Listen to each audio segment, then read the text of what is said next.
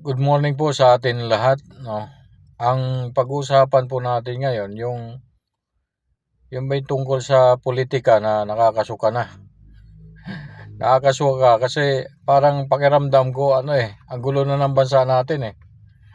Kanina lang, nadinig ko sa balita tapos, sa YouTube, 'no, halos lahat ng mga social media kung yun ang laman ng balita.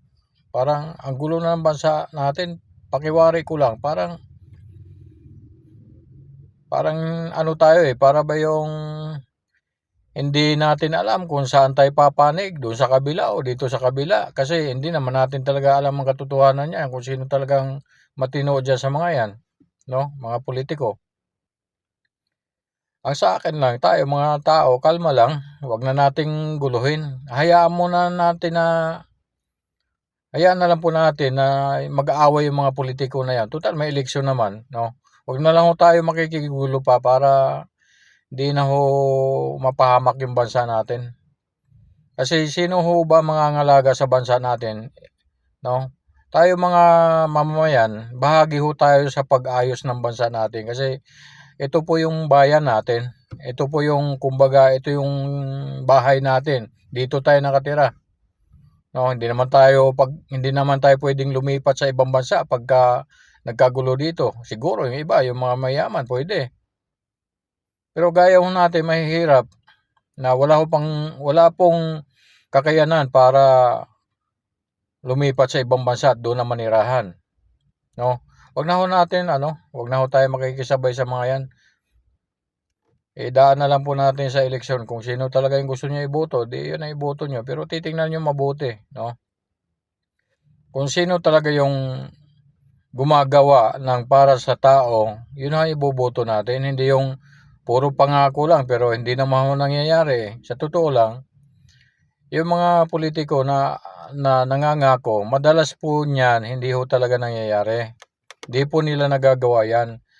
Yun ho palaging bukang bibig nila, 'no? Kasi ang tao ho kasi, madali ho kasing maniwala sa gano'n, eh.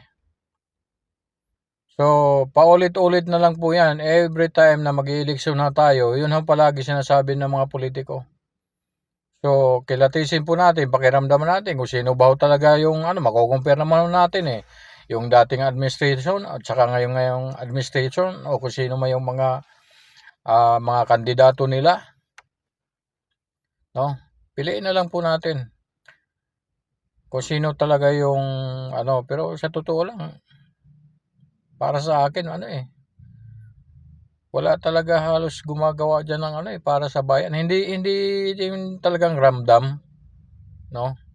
Lalong-lalo na yung mga bilihin natin, yun talaga number one na kailangan ng tao, pero yun talaga ang dapat tutukan nila, 'no? Yung bilihin, pababain, pati yung gasolina, o kung hindi man mapababa, gawan nila ng paraan para naman yung taong mga mahihirap, 'no, yung nasa laylayan, hindi naman mahirapan. Kasi kung mataas ang mga bilihin po, 'no, diyan sa palengke o kung saan man, mga grocery, o halos lahat naman ho talaga tumataas, 'no. Sana sana 'yan ang magawan nila ng paraan na papaano magiging balanse lahat. Para hindi naman nagiging kawawa yung mga tao, 'no, yung mga mahihirap, lalo na yung naghihirap. Kung isipin niyo dati, nakakabili pa ng sabihin natin nakakabili pa sila ng karne, 'no, o isda.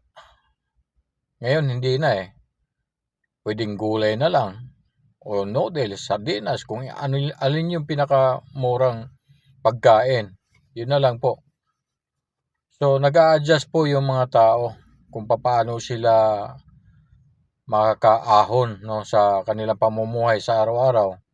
Kasi number one ho talaga, malaking gastos po sa pamilya yung pagkain, mga bayarin, tubig, ilaw, internet. Kasi na po 'yan, yung internet nung araw luho po 'yan, pero ngayon necessity na, Kailangan na po ng tao. Kung wala kang internet parang ano, kulang. Kulang ang ano. So kasama na siya doon sa pangangailangan ng tao. So, yun sana ang bigyan ng pansin ng mga politiko na nangangampanya dyan. Ang sa akin lang po, kung sino may naupo dyan, no, yung kung dati mang administration yan o ngayong administration, panahon ng Duterte, panahon ng Marcos, i-compare po ninyo kung alin po ang mas okay sa inyo, yun po ang iboboto ninyo. Kasi sa totoo lang, yung mga politiko na yan, sa lahat ng nakaupo dyan sa gobyerno, no, yung mga government official, yung mga corrupt dyan, hindi naman lahat. Pero marami na sila. Marami na silang corrupt dyan.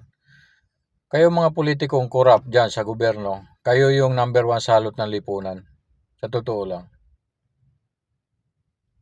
Kayo po yung number 1 salot ng lipunan.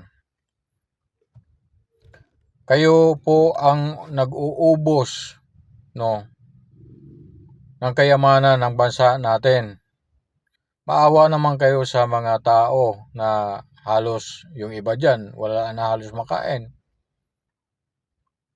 Kayo, ang hindi ko maintindihan dyan sa mga politiko, karamihan ng mga yan, ano naman yan may mga kaya Kung magkasakit sila, meron silang pambayad. May pambayad sila sa bill, meron silang bahay, may lupa, may sasakyan, may kondo, kung saan man yan, meron pa silang mga property, no?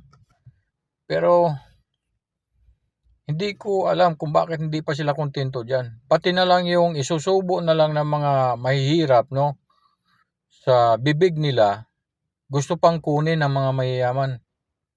Yung pagtulong sa mga mahihirap, kunwari lang po yan, pero hanggang doon lang po yan. Wala nang kasunod.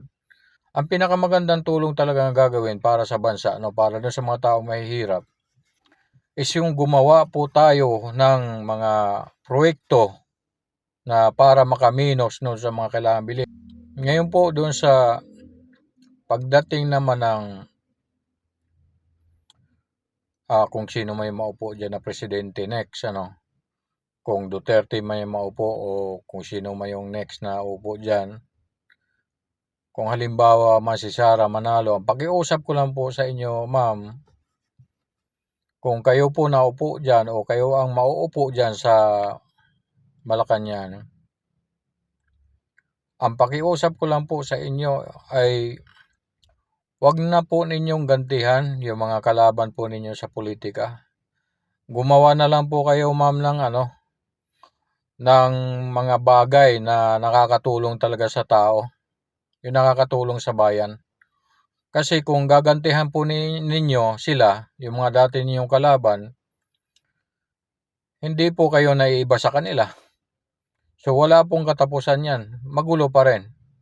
Total, ang tao naman po, nakikita naman yan sa gawa hindi naman ho sa salita Kung magaling ka nga magsalita pero hindi mo naman ginagawa, siyempre ang tao mas naniniwala kung maraming ginagawa kaysa doon sa salita.